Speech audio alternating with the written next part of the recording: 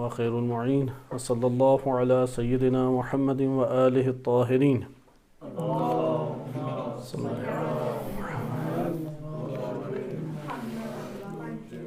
عید میلاد النبی و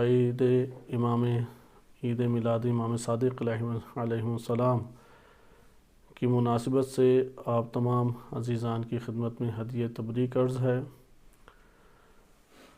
قرآن کریم میں اللہ سبحانہ وتعالیٰ کا ارشاد ہوتا ہے، لَقَدْ كَانَ لَكُمْ فِي رَسُولِ اللَّهِ أُسْوَةٌ حَسَنَةٌ، سورہ احزاب آیت نمبر 21 ہے۔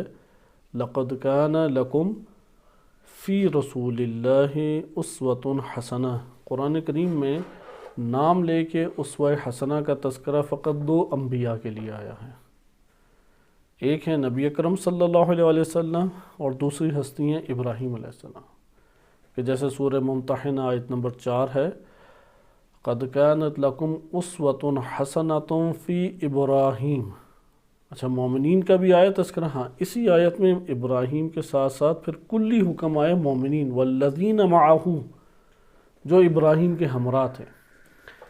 بس یہ ہمارے پاس آیا کہ قرآن کریم کی واضح آیت ہے کہ لَقَدْ كَانَ لَكُمْ فِي رَسُولِ اللَّهِ، رسول اللہ صلی اللہ علیہ وسلم کی زندگانی میں تمہارے لیے اسوۃ حسنۃ، اسوہ حسنہ ہے، لمن كان يرجو الله واليوم الآخر وذكر الله كثيرا، اس شخص کے لیے کہ جو اللہ سے امید باندھتا ہے، خواہش کرتا ہے کہ اللہ سے اس کی ملاقات ہو، یوم آخرت کو امید لگائے ہوئے ہے اور اللہ کا کثرت سے ذکر کرتا ہے۔ یہ سورہ احزاب آیت نمبر 21 تھی۔ یعنی تأسی رسول کا حکم، تأسی کہتے ہیں، اسوہ کہتے ہیں پیچھے چلنے کو، ایک ہوتا ہے نا ماڈل، رول ماڈل، یا ایک ہوتا ہے نمونہ، اس نمونے پہ آپ سارے کام کریں۔ مثلا آپ نے چھوٹے بچوں کے دیکھی ہوگی کاپی کے اوپر وہ لفظ لکھ دیتے ہیں، پھر کہتے ہیں بالکل اس طرح کا سارا لفظ لکھو، اسے کہتے ہیں اسوہ، تأسی کرنا۔ قرآن کریم ابھار رہا ہے کہ نبی اکرم صلی اللہ علیہ وسلم کی تأسی کرو، ان کی پیروی کرو۔ اس مطلب کو بعض نے ظاہری تأسی لینے کی کوشش کی تو باطنی پہلو فراموش کر دیے، بعض نے باطنی پہلو کو لینے کی کوشش کی تو ظاہر کو فراموش کر دیا، اور کمال اس میں ہے ظاہر باطن ہر زندگی کے پہلو میں نبی صلی اللہ علیہ وسلم کو اسوہ بنا لیں۔ جو نبی صلی اللہ علیہ وسلم نے کیا ہے، مگر یہ کہ جو ان کے ساتھ مختص ہے وہ جدا ہو جاتا ہے، جو کیا ہے اور جو نہیں کیا اس کو مد نظر رکھتے ہوئے عمل انجام دیا جائے، یعنی ان جیسا بننے کی کوشش کرے انسان۔ اب اگر کوئی شخص نبی صلی اللہ علیہ وسلم کی حالات زندگی کا مطالعہ ہی نہیں کرتا، بل انگریزوں تک نے مطالعات کیے ہیں، غیر مسلموں نے مطالعات کیے ہیں، لیکن بعض اوقات ہم دیکھتے ہیں کہ دینی طبقہ ہی اس سے جاہل ہوتا ہے، اس نے اپنی زندگی میں ایک کتاب ہی رسول اللہ پہ نہیں پڑھی ہوتی، اس نے ایک مرتبہ بھی ان کا حلیہ مبارک نہیں پڑھا، ان کی سیرت کو، ان کی سنت کو اس نے کبھی مطالعہ ہی نہیں کیا۔ یہ انسان کے لیے انتہائی افسوسناک ہے۔ اپنے دل کے اندر اگر انسان ایک رکھتا ہے، تأسف رکھتا ہے، افسوس رکھتا ہے کہ میں یہ کام نہیں کر سکا، اور اندر خواہش رکھتا ہے کہ اس کو انجام دوں، تو اللہ تعالیٰ توفیق دیتا ہے، لیکن جس کی تمنا ہی نہ دل میں ہو وہ تو رہ جاتا ہے جاہل، یا وہ محروم رہ جاتا ہے ان چیزوں سے۔ بہرحال قرآن کریم کی یہ آیت آج ہمارے پاس ایک نبی صلی اللہ علیہ وسلم کا قرآنی آئینے سے شخصیت، بلند ترین شخصیت کا ایک پہلو روشن کرنے کے لیے آپ کی خدمت میں پڑھی گئی، جیسا کہ ہم نے سابقہ درس میں سراجن منیرہ کو مد نظر رکھا۔ یعنی یہ کلمہ ہمارے ذہن سے نہیں جانا چاہیے، سراجن منیرہ، یہ ایک پہلا قرآن کا ہے، داعیا الی اللہ باذنہ وسراجا منیرا۔ اسی طریقے سے یہ پہلو اس سے پہلے والے درس میں کیا پڑھا، رحمت للعالمین، کافۃ للناس، تمام لوگوں کے لیے اللہ نے بھیجا۔ یہ وہ خصوصیات ہیں قرآنی۔ کوئی ہم سے سوال کرے کہ قرآن میں آپ کے رب نے کیا تعارف آپ کے پیغمبر کا کرایا ہے، تو ہمارے پاس کوئی تو ہونی چاہیے آیت، کوئی تو روایت ہونی چاہیے، کوئی تو ہمارے پاس اوصاف قرآنی ہونے چاہیے۔ وما ارسلناک الا رحمۃ للعالمین وما ارسلناک الا کافۃ للناس مبشرا ونذیرا. یا اسی طریقے سے جو کل آیات آپ نے ملاحظہ کی. اور قرآن کی آیات ہیں کہ جو اخلاق نبی صلی اللہ علیہ وسلم کو بیان کرتی ہے. لیکن آج ہم نے کیا آیت پڑھی ہے جس میں اسوہ حسنہ ہے. اسوہ حسنہ کی تشریح کریں تو وہ طویل ہمارے پاس بن جاتی ہے، لیکن ہم صرف اس میں اختصار کے ساتھ صرف اتنا بیان کریں اور پھر آگے انشاءاللہ ایک پہلو کو لے کے چلیں، کیونکہ کئی پہلو ایک ساتھ بیان کریں تو کوئی پہلو ہمارے پاس نہیں آئے گا. تأسی کا پہلو آج ہمارے لیے اہمیت کا حامل ہے.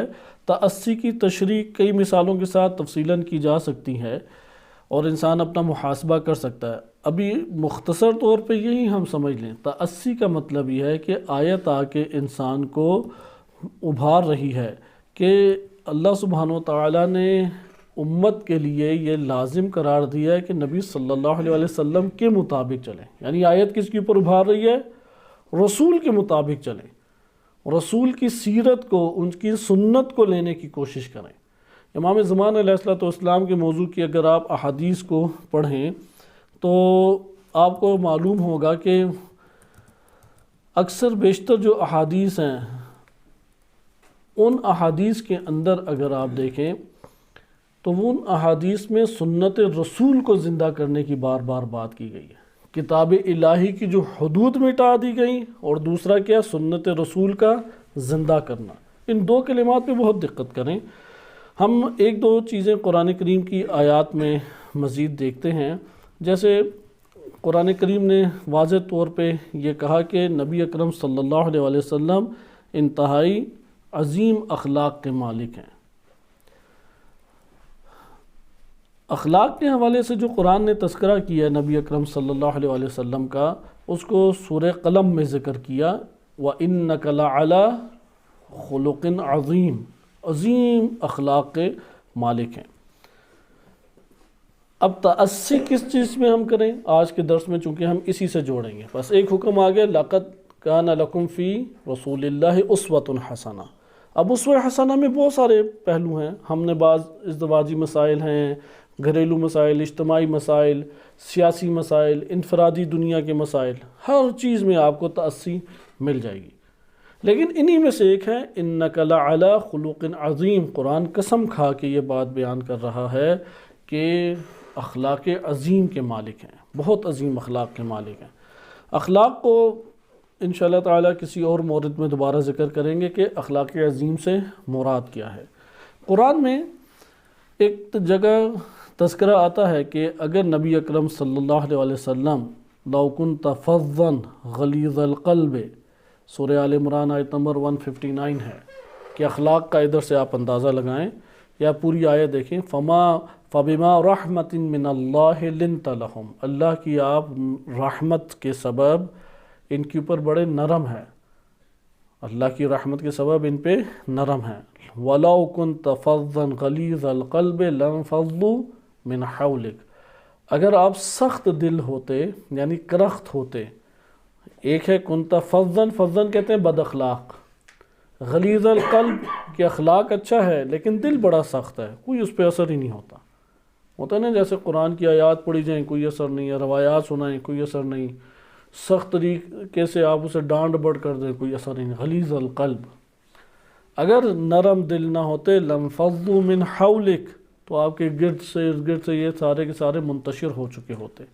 یہ نبی اکرم صلی اللہ علیہ وسلم کا اعلیٰ ترین اخلاق تھا کہ جس نے لوگوں کو جمع کیا.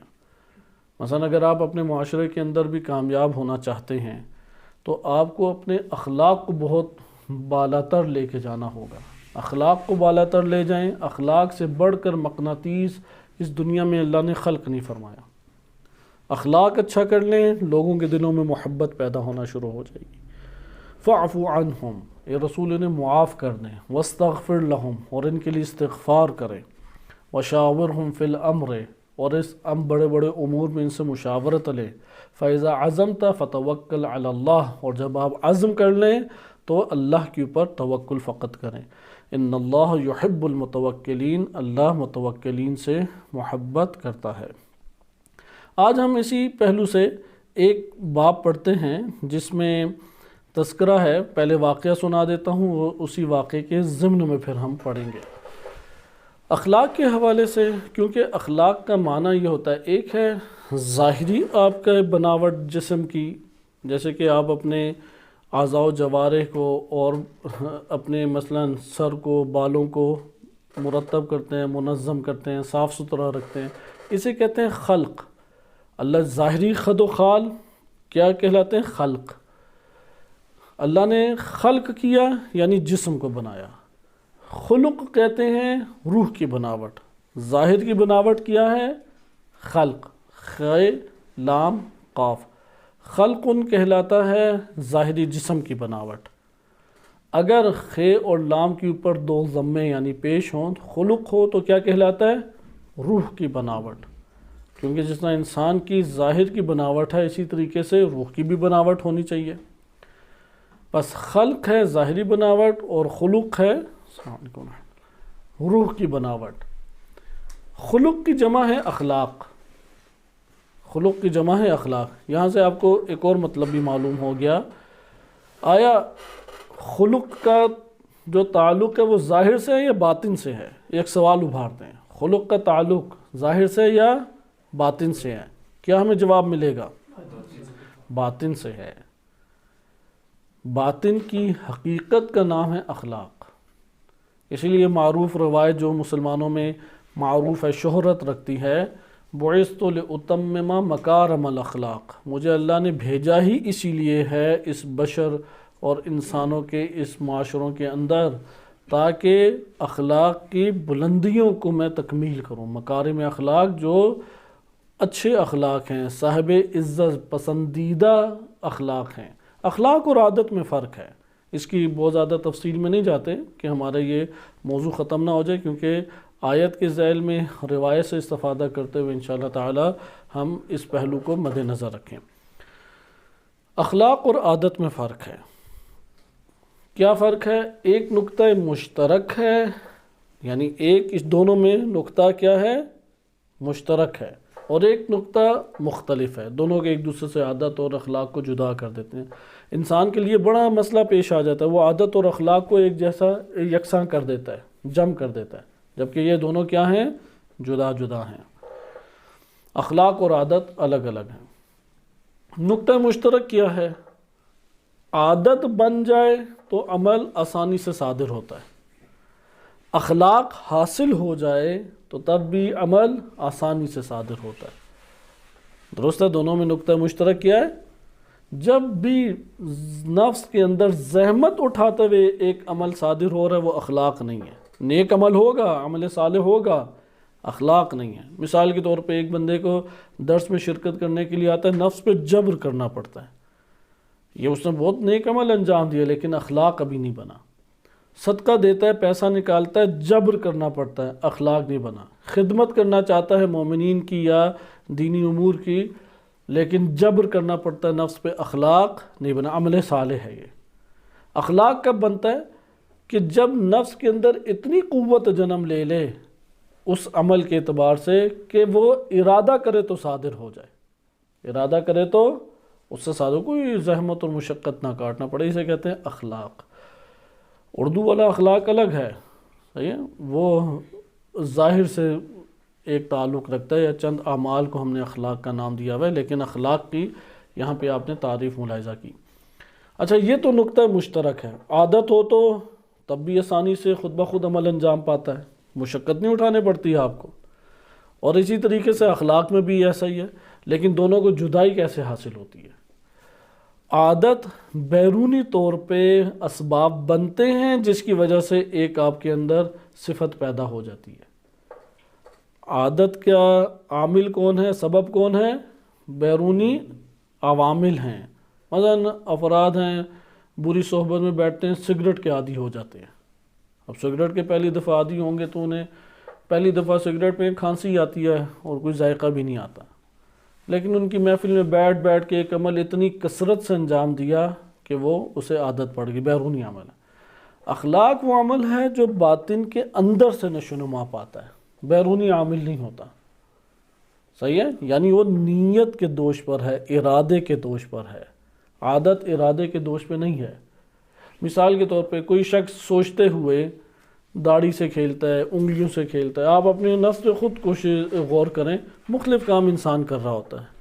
اب یہ جو کام کر رہا ہے وہ کیا ہے؟ عادتاً کر رہا ہے، اس کی توجہ تھی اس طرف جب یہ عمل انجام دے رہا ہے۔ مثلا آپ سوچ رہے ہیں، سوچتے سوچتے آپ نے بال پوائنٹ کو کتنی دفعہ ہلایا، آپ کی توجہ گئی؟ بال پوائنٹ آپ سوچتے سوچتے اٹھا لیتے ہیں۔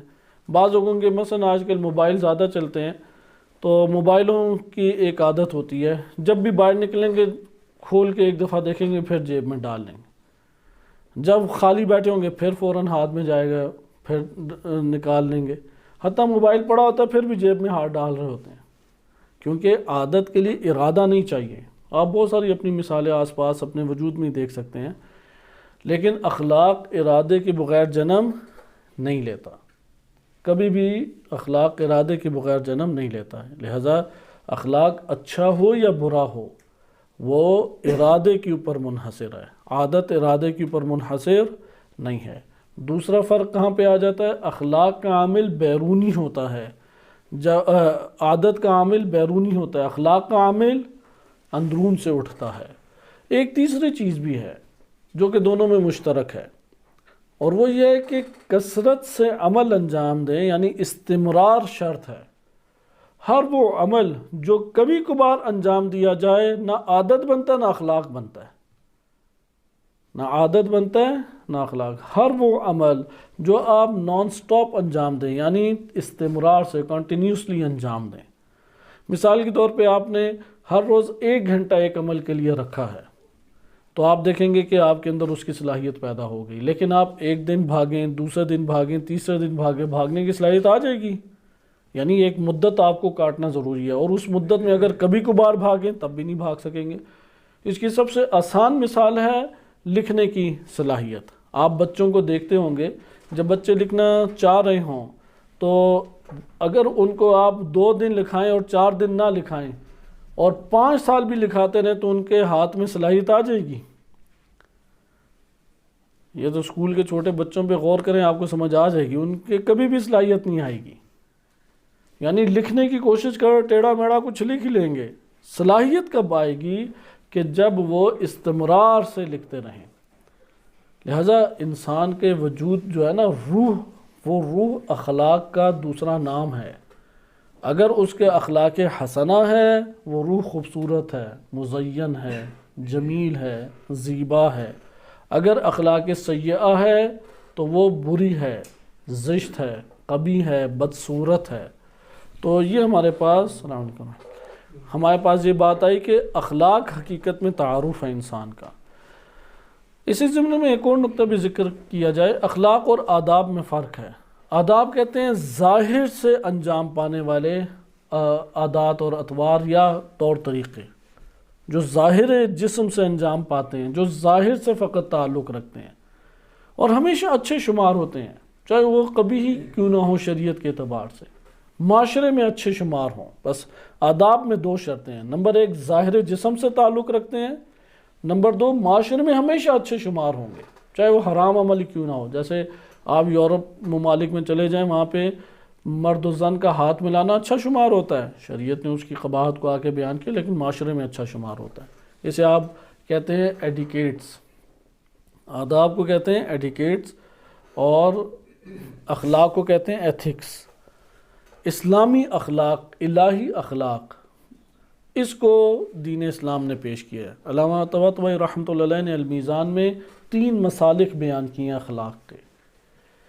ایک مادی اخلاق ہے، ایک آپ کہہ سکتے ہیں کہ ایک نو اسلامی اخلاق ہے، اور ایک ہے الہی اخلاق، قرآنی اخلاق۔ بہرحال ابھی ہم اس تقسیم میں نہیں جاتے، وہ جو 3 انہوں نے مسالک ذکر کیے ہیں، لیکن اخلاق ابھی آپ پہچان گئے، انسان کے باطن کا حقیقی تعارف ہے، جو اندر ہوتا ہے وہ اخلاق کہلاتا ہے۔ اور حاصل کب ہوتا ہے ایک اخلاق؟ اچھا ہو یا برا ہو، وہ استمرار کے ساتھ عمل کو کثرت سے انجام دینے کی بنیاد پہ اور ارادے سے انجام پائے۔ ارادہ نہیں ہے تو اخلاق بھی نہیں ہے۔ نبی اکرم صلی اللہ علیہ وسلم اور ائمہ اطہار علیہ السلام ان کی سب سے زیادہ کوشش انسانی معاشروں میں یہی تھی کہ اعلیٰ ترین اخلاق کو وہ جنم دیں اور اس معاشرے کی تربیت اخلاق کے اوپر کریں. حتیٰ کہ اس وقت پولیٹیکل سائنس کے جو بڑے اہم نظریات جن کے اوپر بہت زیادہ بحث مباحثہ ہوتا ہے وہ یہ ہے کہ دنیا میں کیسے قوت کو پاور کو کیسے قابو کیا جائے، کیونکہ ان بیلنس ہے نا پاور. جس کے پاس آ جاتی ہے وہ اپنی طاغوتیت چلاتا ہے، ایسا ہے یا نہیں؟ اب اس طاغوت کو کون پکڑے؟ تو انہوں نے پہلے آج سے 100 سال پہلے یا 70-80 سال پہلے جب UNO بنائی تو یہ انہوں نے سوچا تھا کہ ہم ایک عالمی ادارہ بناتے ہیں جس میں دنیا بھر کے ممالک شامل ہوں اور ان کے جس طرح پارلیمنٹ اور اس کے ماتحت ادارے ہوتے ہیں، اسی طریقے سے یہ دنیا کی ایک نو پارلیمنٹ ہے اور اس کے ذیلی ادارے ہیں. اور ہر وہ ملک کہ جو اپنی پاور کا غلط استعمال کرے گا یہ اسے پکڑ لے گی، کیونکہ اتنے ممالک کی مدد سے جب ایک ادارہ بن رہا ہے تو اتنے ممالک کا مقابلہ ایک کبھی بھی ملک نہیں کر سکتا. تو ہوا برعکس. اب انہوں نے اپنے طور پہ تو ذہنی طور پہ بڑے بنائے اور آج بھی ساری دنیا کے ملک اس کا حصہ ہیں. وہ ایک ہی ملک امریکہ اٹھا اور اس نے پوری UNO کو ہی اغوا کر لیا اور ابھی اغوا ہے وہ. بس یہ والا بھی ضابطہ ٹوٹ گیا. اب کئی ہیں بحثیں، یہ پولیٹیکل سائنس کی بحثیں ہیں کہ آپ نے پاور کو کیسے کنٹرول کرنا ہے. پاور کنٹرول نہ ہو تو یہ دنیا کے مسائل اسی طرح رہیں گے. دین اسلام نے بڑا خوبصورت اس کا ضابطہ بتایا.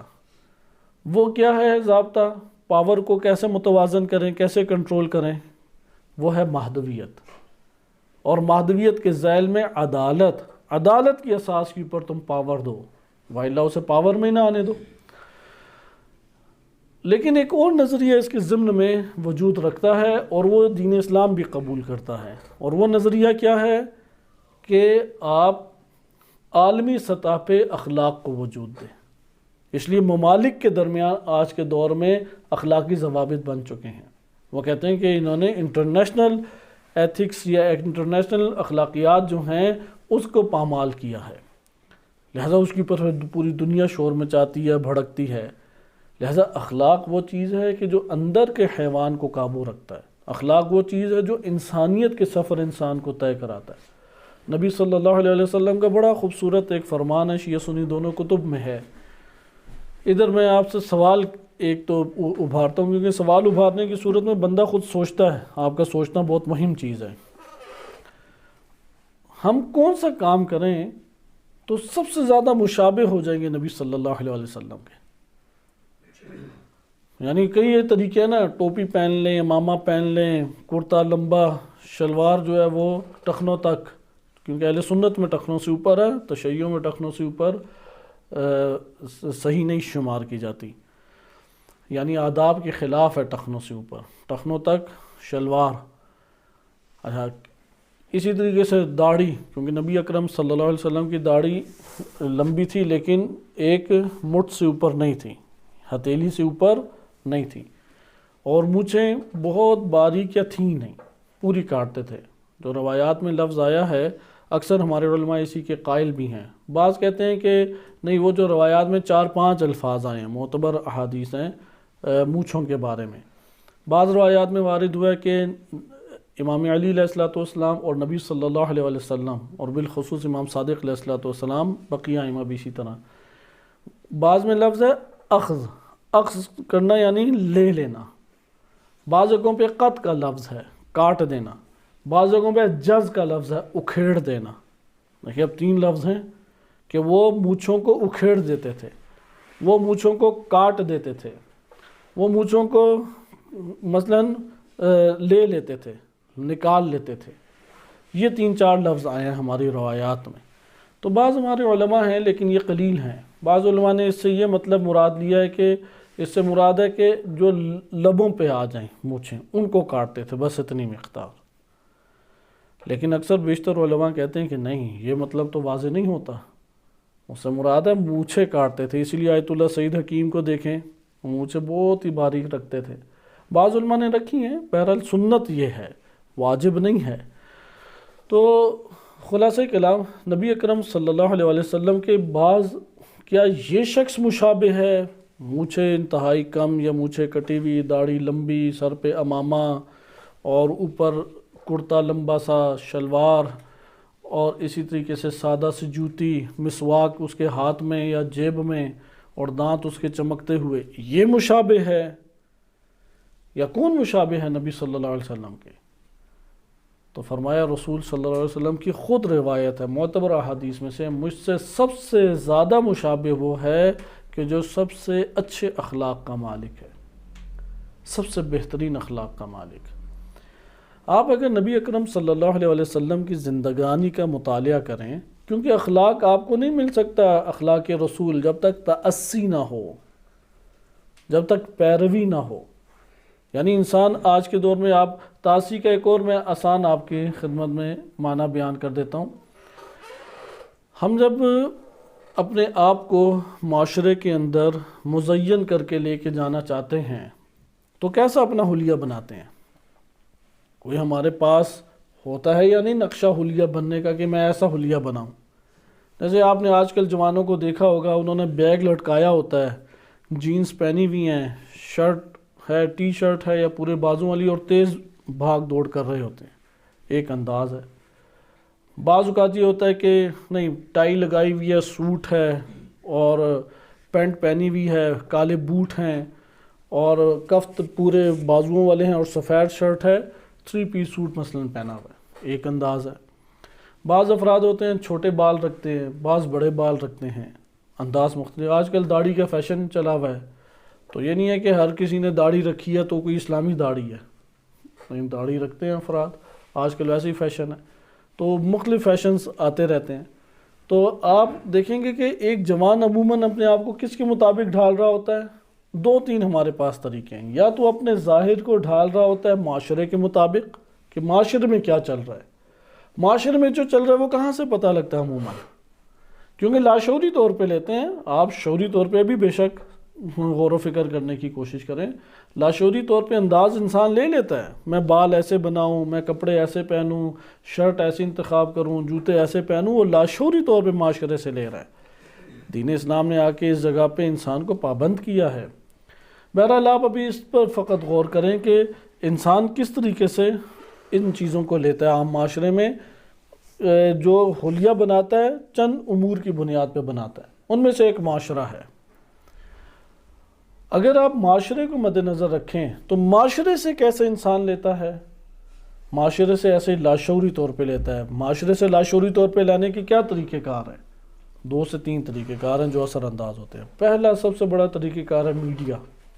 وہ ڈرامے، فلمیں، کارٹون دیکھتا ہے یا اشتہار دیکھتا ہے، ان میں جو انداز دکھائی دے رہا ہے اس کو لاشعوری طور پہ اپنانا شروع کر دیتا ہے، حتیٰ کہ بولنے کا، کھانے کا، پینے کا، دیکھنے کا، بات چیت کرنے کا، سوچنے، یہ سب چیزیں وہ معاشرے سے لے رہا ہے، ایک کلپوں سے لے رہا ہے، آج کے دور میں اشتہار سے، چند سیکنڈ کے اشتہار سے لے رہا ہے، ویسا بننا چاہتا ہے وہ۔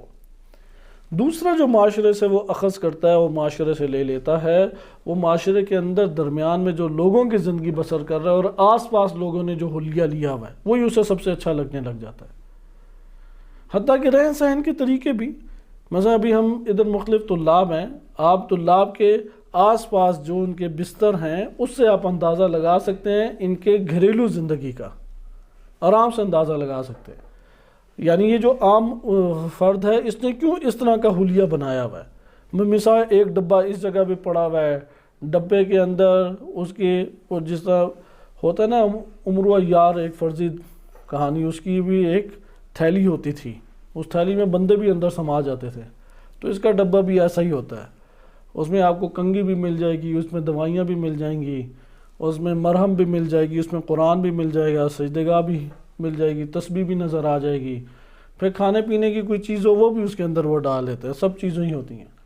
بستر ہے وہ ویسے طے نہیں کرنا، چادر ہے وہ سیدھی کرنی نہیں ہے، صفائی کا موقع آ گیا تو ٹھیک ہے کر لیں گے۔ اچھا، اسی طریقے سے کنگھی اور شیشہ وہ بھی ایک سائڈ پہ پڑا ہونا چاہیے، فلاں چیز ہے جو کھائی پی ہے ٹھیک ہے پلیٹ سائڈ پہ ہے، مگر یہ کہ وہ جس ہے نا کتا نمک میں گرتا ہے تو نمک بن جاتا ہے، ایک وقت آتا ہے تو پلیٹ بھی اتنی مدت پڑی رہتی ہے کہ اس کی ماہیت ہی تبدیل ہو جاتی ہے، پھر وہ اٹھا کے اس وقت پھینکنے کی کوشش کرتا ہے۔ بعض اوقات ایسا ہمیں رہن سہن نظر آتا ہے، آپ سوچتے ہیں کہ یار اس نے تو بہت زیادہ نظافت کی آیات پڑھی، روایات پڑھی، سیرت رسول پڑھی، اس نے تو آس پاس لوگوں کے رہن سہن کو بھی دیکھا، آخر کیوں اس نے اپنے آپ کو تبدیل نہیں کیا؟ کیا وجہ ہے کہ اس نے تبدیل نہیں کیا؟ اصل بنیادی وجہ یہ ہے کہ وہ جس معاشرے میں رہتا تھا اسی کے طور طریقے اس کی نگاہوں میں سمائے ہوئے ہیں، اس کے خیالات میں آباد ہیں، ان طور طریقوں کو وہ اختیار کر چکا ہے۔ اسی طریقے سے اگر کسی نے خوشبو کا کبھی استعمال نہیں کیا، وہ ہمیشہ یہی سمجھتا ہے مجھ سے بدبو آتی نہیں ہے، جبکہ آس پاس کے لوگوں کے صبر سے پتہ لگتا ہے کہ ان کی کیا حالت ہو رہی ہوتی ہے، لیکن وہ اس خوش فہمی میں کہ نہیں مجھ سے تو کوئی بدبو آتی نہیں ہے۔ یا وہ جو انتخاب کرتا ہے اپنے لباس کا، کپڑوں کا، طور طریقوں کا، وہ سمجھتا ہے کہ یہی سب سے بہترین ہے۔ پس معاشرے سے لاشعوری طور پہ انسان لیتا ہے جہاں پہ وہ بسا ہوا ہے۔ بعض اوقات انسان کو کوئی شخصیت اچھی لگ جاتی ہے، کوئی کرکٹر اچھا لگ جاتا ہے، وہ اسی طرح سے ہمیں یاد ہے کہ جب تھے عین جوانی کے دور میں تو بعض کرکٹر تھے، وسیم اکرم اور وقار یونس، ان کی جوڑی چلتی تھی، تو وہ بال کراتے ہوئے سٹائل ہی تبدیل کرتے تھے، تو جیسے انہوں نے بالنگ کے سٹائل ہیں انہوں نے ویسے ہی سٹائل رکھنے ہیں، بالوں کے بھی سٹائل اسی طرح سے کر لیے انہوں نے جیسے ان کے سٹائل تھے، ہر 2-3 منٹ بعد سر پہ ہاتھ پھیرتے تھے اور ہر ٹائم کرکٹ میں ہی مشغول رہنا۔ بعض کے ہوتے ہیں رول ماڈل بن جاتے ہیں۔ یہ جتنی میں نے مثالیں دی ہیں اس کو کہتے ہیں اسوہ۔ اس نے تأسی کی معاشرے کی، اس نے تأسی کی رول ماڈل کی، اس نے تأسی کی کلپس کی۔ یہاں پہ دین اسلام کہہ رہا ہے تم تأسی کرو نبی صلی اللہ علیہ وآلہ وسلم کی۔ اگر نبی صلی اللہ علیہ وآلہ وسلم کی تأسی کرو گے تو تب انسان ہے کہ کامیاب۔ دیکھیے رسول کیسے رہتے تھے، ان کا بستر کیسے ہوتا تھا، ان کا رہن سہن کیسے تھا، ان کا چلنا پھرنا کیسے تھا، گفتگو کیسے فرمایا کرتے تھے، خوشبو کا استعمال کتنا کثیر کرتے تھے۔ رسول اللہ صلی اللہ علیہ وسلم کے تو خوشبو کی خاصیت یہ تھی کہ صحابہ جو ہیں وہ ان کی خوشبو پسینہ لے کے اپنے اوپر ملتے تھے کہ اسے خوشبو آتی ہے، لیکن نبی صلی اللہ علیہ وسلم خوشبو کے حوالے سے اتنے محتاط تھے کہ اگر نہ ملے تو اپنے ازواج، کیونکہ اس دور میں جو زوجات تھیں وہ تیار بیٹھا کرتی تھی شوہروں کے لیے، یعنی مزین ہو کے بیٹھتی تھیں، آج کے دور کی طرح نہیں ہے کہ جیسی تھیں بس ویسی ہیں۔ جس طرح مرد ہے اسے نہ گرمی اس میں بدبو پیدا کرتا ہے اور نہ پسینہ اس کے اندر کوئی گندگی پیدا کرتا ہے، خاتون بھی یہ سمجھتی ہے اس سے کیا ہوتا ہے، یہ تو ہماری اپنی چیزیں ہیں، تو دونوں مرد اور خاتون ویسی عادی ہو جاتے ہیں۔ لیکن اس دور میں ایسا نہیں تھا، خواتین بالخصوص بہت اپنے آپ کو آمادہ اور تیار رکھتی تھی اور تیز خوشبو استعمال کرتی تھیں۔ تو روایات میں وارد ہوا ہے کہ نبی صلی اللہ علیہ وسلم کو اگر خوشبو نہ ملتی تو ازواج کے کپڑوں کو اپنے لباس سے ملتے تھے کہ وہاں سے خوشبو لگ جائے۔ خوشبو کا استعمال کثیر کرتے تھے۔ واحد چیز ہے خوشبو جتنی مہنگی لو اس میں اسراف نہیں ہے، اس لیے اسی طرح دان صاف کرنا، نبی اکرم صلی اللہ علیہ وسلم چند مرتبہ دان صاف کرتے تھے، 5 مرتبہ، 3 مرتبہ مسواک سے دان صاف کرتے تھے، طریقے روایات میں وارد ہوئے ہیں۔ اسی طریقے سے صاف ستھرا لباس پہنتے تھے، مہنگا لباس نہیں پہنتے تھے لیکن صاف ستھرا ہوتا تھا، پاکیزگی کے ساتھ ہوتے تھے، گندگی میں نہیں رہتے تھے، نظافت خود بھی اختیار کرتے تھے، درس بھی دیتے تھے۔ اب آپ مجھے بتائیں جو نبی صلی اللہ علیہ وسلم کو اسوہ بنائے وہ گندگی کے اندر رہے گا یا گندگی سے نفرت کرے گا؟ اسوہ بنانے کی ضرورت، خوشبو کا استعمال کثرت سے وہ کیا کرے گا۔ یہ تو ظاہر کے اعتبار سے ہے۔ ہم اسوہ کے اعتبار سے ایک واقعہ پڑھتے ہیں، آپ دیکھیں نبی اکرم صلی اللہ علیہ وسلم معاشرے میں اتنا اثر انداز ہوئے کہ عرب معاشرے کی عادات ہی تبدیل کر کے رکھ دیں، اتنا اثر انداز ہوئے۔ آپ چند 2-3 درس پہلے سن چکے ہیں امیر المومنین علیہ السلام کی زبانی نہج البلاغہ سے کہ کیسے رہتے تھے لوگ، کہ تم لوگ، امام علی علیہ السلام فرماتے ہیں کہ نبی اکرم صلی اللہ علیہ وسلم سے پہلے عرب لوگ کیسے رہا کرتے تھے، گندگی میں رہتے تھے اور گند بلا کھا جایا کرتے تھے، صفائی کے عادی نہیں تھے۔ نبی صلی اللہ علیہ وسلم نے انہیں طور طریقے آ کے سکھائے۔ لیکن یہاں پہ ایک سوال آپ کی خدمت میں، محبت کے اعتبار سے تو ایک ہمیں پازیٹیو نقطہ ملتا ہے کہ ہم اس طرح سے ایمان لائے اور ایسے محبت رسول اللہ صلی اللہ علیہ وسلم سے کرتے ہیں جیسا کہ وہ آج ہمارے درمیان موجود ہیں۔ وہ دیکھ کے ایمان لائے تھے اور ہم اندیکھے ویسا ہی ایمان لائے کہ جیسے سابقہ دور والے ایمان لائے تھے. ایسا ہے یا نہیں؟ ایک ذرہ میں شک نہیں ہے ان کی نبوت اور رسالت کے حوالے سے، سر تسلیم خم ہے ان کے سامنے. لیکن دوسری طرف سے ایک ہمیں لمحہ فکریہ بھی ہمارے لیے ہے. وہ لمحہ فکریہ کیا ہے؟ نبی اکرم صلی اللہ علیہ وسلم کی عادات اور سنن اور سیرت نے اس معاشرے کے ظاہر کو تبدیل کر دیا، ہمارے ظاہر کو بھی تبدیل کیا. تو کس کا ظاہر زیادہ سخت ہے، ہمارا یا ان کا؟ اگر زمانے جاہلیت والے تبدیل ہو سکتے ہیں تو آج کے اہل ایمان کیوں تبدیل نہیں ہو سکتے؟ اس لیے یہ پریشان کن صورتحال ہے یا نہیں کہ نبی صلی اللہ علیہ وسلم کی تأسی اس معاشرے میں ظاہر کے اعتبار سے تو لوگوں نے کی، باطن کے تو آہستہ آہستہ ارتقاء ہوتا ہے معاشرے کے اندر، لیکن آج کے دور میں نبی صلی اللہ علیہ وسلم کی تأسی ظاہر کے اعتبار سے بھی نہیں ہو رہی. حتیٰ دیندار طبقہ اس کا عادی نہیں. اگر نبی صلی اللہ علیہ وسلم لباس پہنتے تھے، لباس کے اعتبار سے کم طالب علم تو رجحان رکھے. اگر سر کے اوپر ٹوپی رکھتے تھے طالب علم یہ تو رجحان رکھے. اسی طریقے سے اور طریقے کار ہیں، صاف ستھرے دانت تو اس کے صاف ہونے چاہیے، دانتوں میں حتماً مسواک کرے، بے شک برش استعمال کر لے لیکن وہ مسواک یعنی دانت تو صاف کرے. اسی طرح خوشبو کم سے کم لگائے، بالخصوص گرمیوں میں. اصلاً یہ حسن ظن نہ رکھے کہ یار مجھ سے خوشبو ہی آ رہی ہوگی، نہیں، یہ حسن ظن نہ رکھے. انسان کے وجود میں جو انسان زیادہ خوراک کھاتا ہے وہی خوراک بدبو پیدا کرتی ہے. اس بدبو کو بھگانے کا کیا طریقہ کار ہے؟ ایک تو مناسب غذا بنانا ہے، لیکن سب سے بہترین طریقہ کار خوشبو کا استعمال ہے، نہانا ہے، صاف ستھرا رہنا ہے. لہٰذا تأسی ضروری ہے. ایک واقعہ میں اس میں بیان کرتا ہوں، یہ ظاہر کے اعتبار سے چند چیزیں تھیں، اس لیے ہم یہ نہ سمجھیں کہ ہم ظاہر اپنا جیسا مرضی بنا کے رکھیں، بس قریب ہی قریب ہے. اسی طرح باطن ہے، باطن کے اوپر اثر ہمارے ہونا چاہیے. یعنی واقعاً اگر نبی صلی اللہ علیہ وسلم کی سیرت اور ان کے ساتھ وابستگی میرے باطن کو تبدیل نہیں کر سکتی تو پھر بتائیں کہ میرا باطن کس قدر سخت ہے کوئی رسول اللہ سے بڑھ کر شخصیت جو میری اصلاح کر دے؟ جبکہ رسول ہی کی باتیں مجھے نہیں اصلاح کر سکی میری.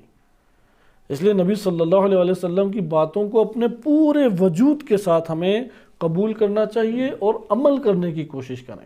نہیں عمل کریں گے قریب ان کی ہستی کے نہیں ہیں. اگر ہم عمل کریں گے تو ان کے قریب آ جائیں گے. میں ایک روایت آپ کی خدمت میں پڑھتا ہوں، صحیح سند روایت ہے اور خوبصورت روایت ہے. روایات بہت ہم نے پڑھ لی، ان میں سے بعض کو ہی اختیار کر لیں تو بڑی بات ہے. یعنی بعض خصلتیں ایسی ہیں کہ اختیار کرنی ہی کرنی ہے، ورنہ واقعاً انسان نہیں ہیں ہم. یہ اپنے نفس میں قبول کر لیں کہ یار انسان نہیں ہے. پشیمان ہو اللہ کی بارگاہ میں، مانگے اللہ سے یہ اعلیٰ ترین خصائل و صفات. لینے کی کوشش کریں، نہیں لینے کی کوشش کریں گے ڈگریوں پہ ڈگریاں لے لیں، شہرت پہ شہرت کما لیں، کوئی اس کا اثر نہیں ہے. انسان ادھر کا ہی ادھر کھڑا ہے.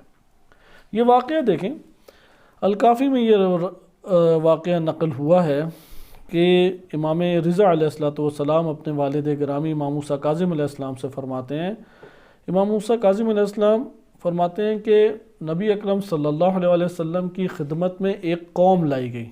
اور رفع الی رسول اللہ قوم فی بعض غزوات ہی، بعض غزوات تھے، ایک جماعت کو پکڑ کے لے آئے نبی صلی اللہ علیہ وسلم. ایک اس کا نقشہ جب کھینچیں تو مختصر کہہ سکتے ہیں، جب جنگ ہوتی ہے نا تو میدان جنگ میں جب فتح ہو جاتی ہے تو پھر لشکر اندر داخل ہوتے ہیں شہروں کے، اور وہاں پہ افراد کو پکڑتے ہیں، مردوں کو پکڑتے ہیں. درست ہے؟ عموماً لشکروں کی عادت یہ ہوتی ہے کہ چیزیں توڑتے ہوئے جاتے ہیں، مردوں کو قتل کرتے ہیں، رعب اپنا بٹھاتے ہیں اور خواتین کو اغوا کر لیتے ہیں، لوگوں کے مال اٹھا لیتے ہیں. یہ عام لشکروں کی دنیا بھر میں آج بھی اسی طریقے سے ہیں. ہر وہ لشکر چاہے وہ شیعہ ہو یا سنی ہو، اگر وہ اسلامی طور طریقوں پہ عمل نہیں کرتا ان چیزوں کو انجام دیتا ہی ہے.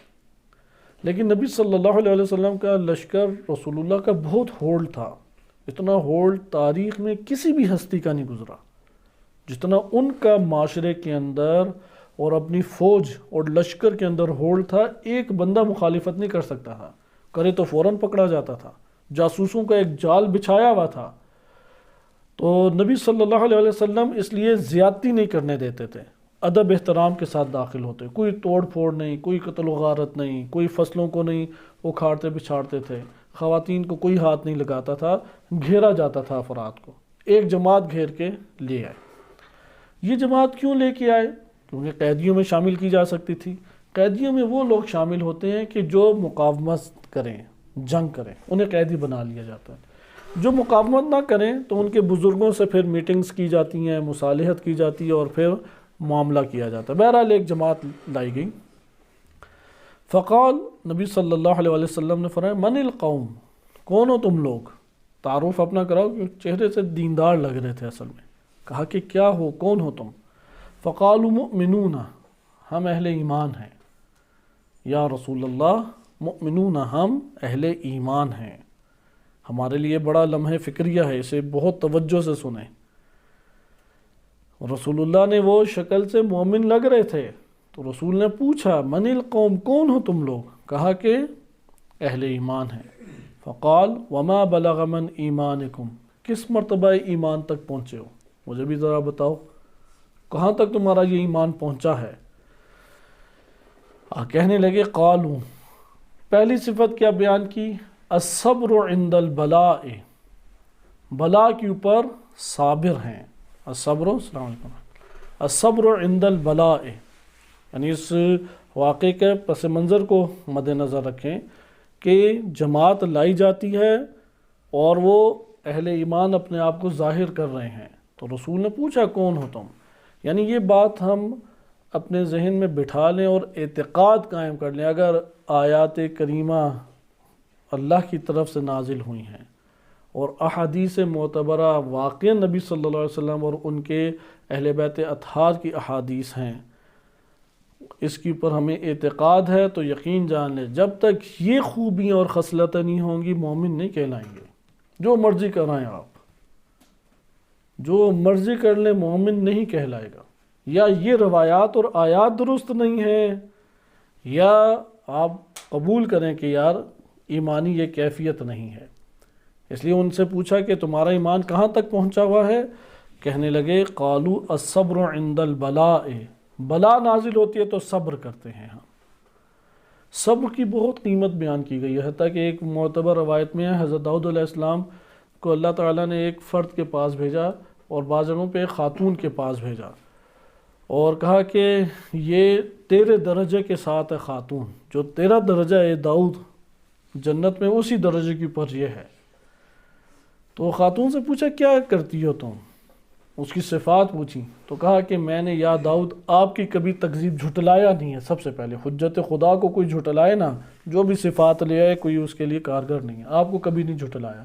دوسری صفت یہ بیان کی کہ مصیبت پہ صبر کرتی ہوں، کبھی شکوہ شکایت شور مچایا اور یہ چیزیں نہیں کی۔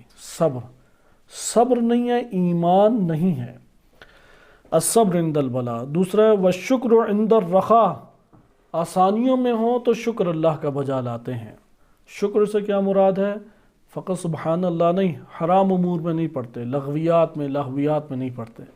تیسرا کیا ہے؟ والرضا بالقضاء، اللہ سبحانہ وتعالیٰ کی طرف سے جو بھی ہمارے اوپر قضا بن جائے وہ اس کے اوپر راضی ہیں۔ والرضا بالقضاء، رضا اور رضایت بہت بڑا مقام ہے، اور رفع کی نظر میں صبر ہے عوامی مرحلہ۔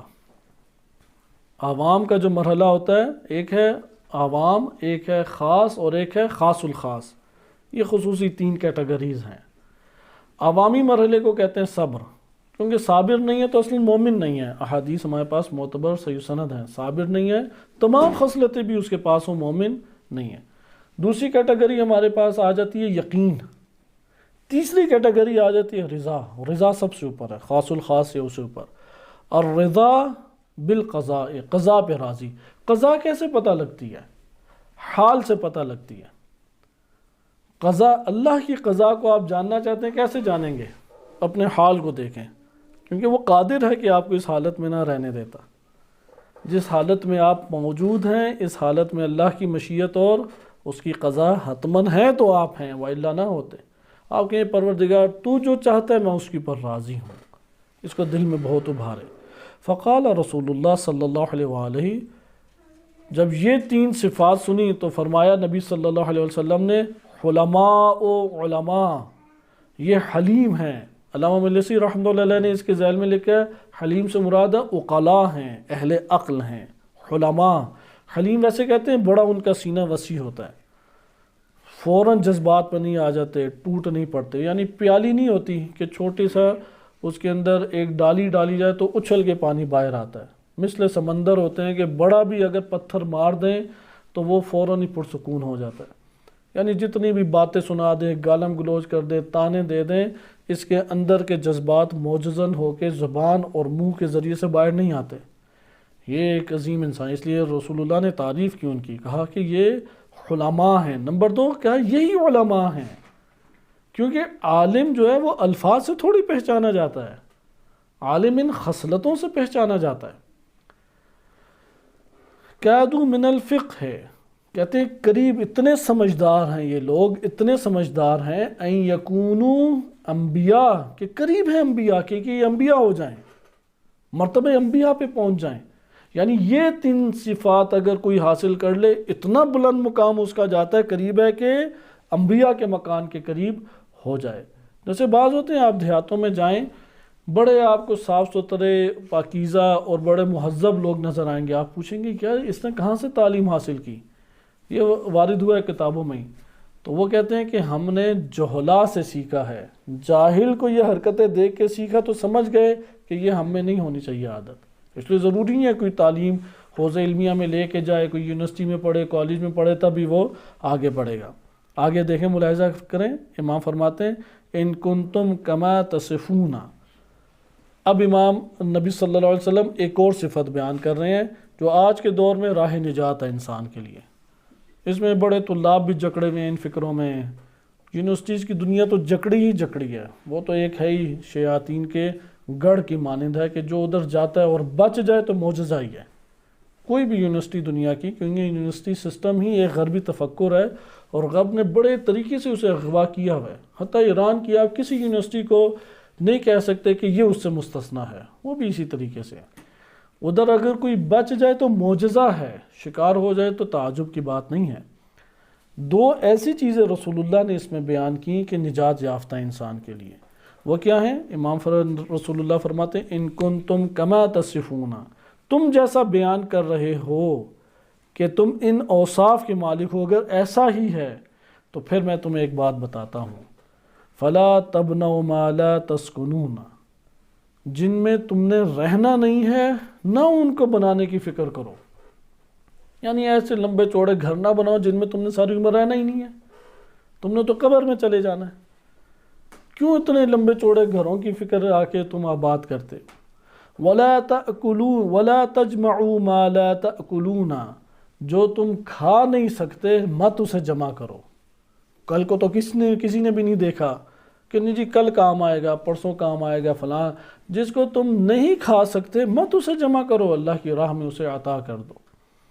وَاتَّقُوا اللَّهَ الَّذِي إِلَيْهِ تُرْجَعُونَ، اس اللہ سے ڈرو اور اس کا تقوی اختیار کرو کہ جس کی طرف تم نے لوٹ کے جانا ہے۔ بس یہ 5 صفات ہوگی خلاصے کے طور پہ۔ پہلی ہے کہ بلا اس دنیا میں آنا ہی ہے، کیونکہ دار البلا میں بیٹھے ہیں۔ وہ نادان ہے اور احمق ہے جو اس دنیا کو دار البلا نہ کہے، دار الامن قرار دے دے، دار الراحہ، دار الآرام و سکون قرار دے۔ یہ دنیا کسی کے لیے بھی، نہ مومن کے لیے نہ غیر مومن کے لیے، دار البلا سے نہیں ہٹتی، دار البلا ہے۔ بلا پہ مصیبت کے اوپر صبر۔ نمبر 2 رخا، آسانی کے اوپر شکر اللہ کا بجا لائے، یعنی اللہ کی یاد مفقود ہو جائے تو سمجھ لے کہ یہاں پہ تنزلی شروع۔ تیسری چیز ہے رضا بالقضاء۔ چوتھی چیز ہے کہ ایسے بڑے بڑے گھر مت بنائے جس میں اس نے نہیں رہنا، اتنی بڑی جائیدادیں نہ چھوڑ کے جائے، جائیداد اولاد کے حوالے کرے گا، لڑائی جھگڑے کرے گا۔ تم اپنی زندگی میں ہی اسے اللہ کی راہ میں اتنا خرچ کر دو کہ اپنی عاقبت بچا لو، کچھ فلاں مدرسے کو دی، کچھ مسجد کو دی، کوئی یتیموں میں لگائی، کوئی فلاں نیک کام کیا، کچھ بھی نہ اپنے جائیدادیں چھوڑ کے جاؤ۔ اولیاء اللہ میں سے کسی نے بھی جائیدادیں نہیں چھوڑ کے گئے، نہ انبیاء، نہ ائمہ نہ دیگر کوئی ہستیاں۔